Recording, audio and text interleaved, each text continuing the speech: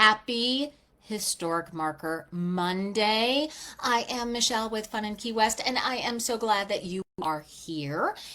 Every Monday, we highlight one of those historic markers that you see as you wander around Key West. And today, we are talking about a guy who shaped America's educational system, and he knew how to chill better than any of us. Who would that be? John Dewey. Yep. You ever feel like you get your best thinking done on vacation? Dewey sure did.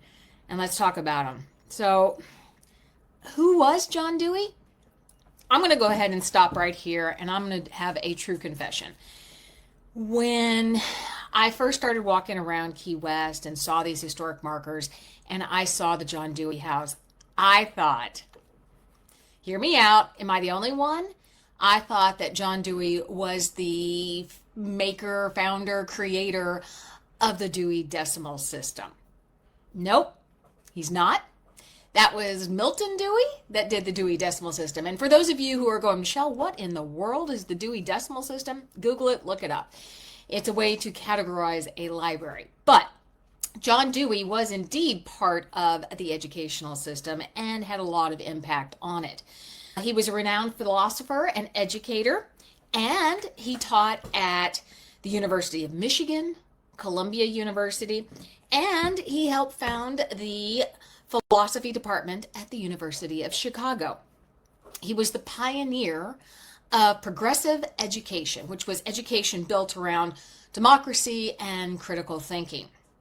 He believed that a strong democracy starts with well-educated students, and it sounds obvious now, right? But back then, it was absolutely revolutionary.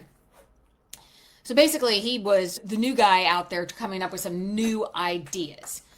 Dewey first visited Key West in 1938 at the ripe young age of 79 with his son and daughter.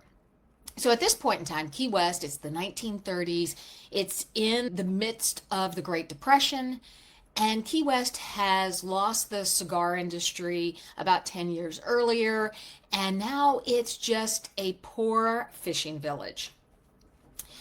And so he rented a home on Green Street across from Sloppy Joe's. Yes, that's Sloppy Joe's. And he then, fun fact, his daughter then later bought it for $900. Yep, that's not a typo, $900.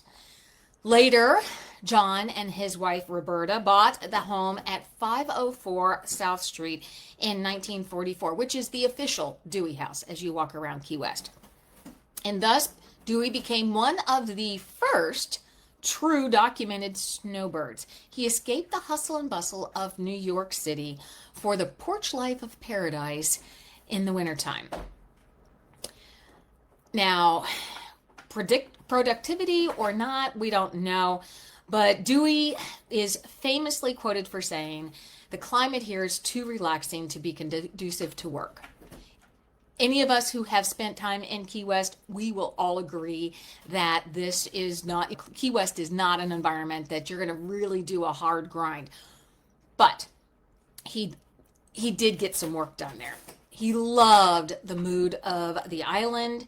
He loved the chill vibe. But he did manage, like I said, get some work done. He wrote 4 works while he wintered in Key West.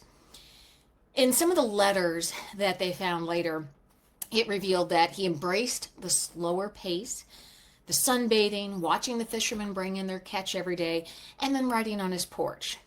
Honestly, who wouldn't want to write their next big idea in a beach chair with salty air and 0 Zoom meetings? I'm telling you, 0 Zoom meetings. If you had to write a book in paradise, where would you do it? Would you do it on the front porch? Would you do it from a hammock? Would you do it from a beachside bar? Where would you do it? The home at 504 South Street stands today as a quiet tribute to John Dewey. It's not flashy, it's not a tourist stop, there's no gift shop, there's no glitz or glamour on it. It's just a historic marker and a reminder that even great thinkers need a break. Today, you can stay there. It's an Airbnb, it's a bed and breakfast. And so you can enjoy that feeling that John Dewey had. John Dewey let the island be, just let him be him. It created this space for him to just be. And I think all of us, when we land in Key West and we smell that air and we start down looking at the water and the architecture and the feeling of Key West, I think we all embrace that just it is, and we are being. There was no lectures for him. There were no press tours. It was just Key West sunsets and quiet time. So maybe I think we all could learn a little something from John Dewey. Work hard, then unplug.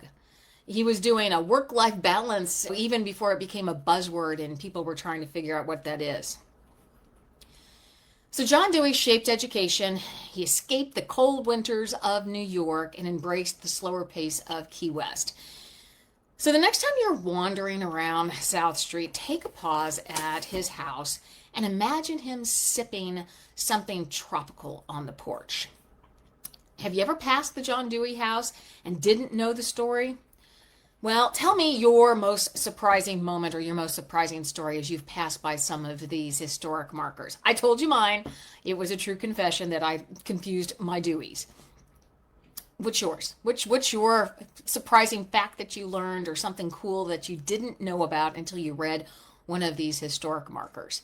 I encourage you every time you're in Key West, walk around, get the idea of the history of Key West, and you can really learn about the people, its founding, and everything by these historic markers. If you want more information about them, head over to FunInKeyWest.com. There is a historic walking tour over there. It's free, it's self-guided, you do it yourself. While you're over there, grab our free happy hour list and sign up for the book club. Check that out. I will put everything down in the notes. You guys, I love it when you stop by on Historic Marker Monday. It's just a short glimpse into the history of Key West and the people who actually called it home. I am Michele. So glad you stopped by. Thank you again, and we will see you again later.